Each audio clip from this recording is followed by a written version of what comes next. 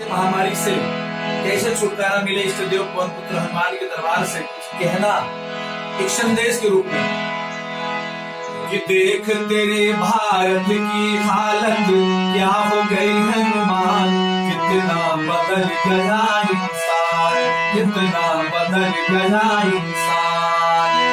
धन दौलत शोहरत के खातिर चाइना बना शैतान, कितना बदल गया इंसान, कितना बदल गया इंसान। कलयुग में आ जाओ बजरंगी, तुम ही हो हर विपत्ति के संगी। कि कलयुग में आ जाओ बजरंगी, तुम ही हो हर विपत्ति के संगी। कि कोई रौना वायरस से आके मुक्ति दिलाओ हनुमान, कितना बदल गया इंसान, कितना बदल गया इंसान।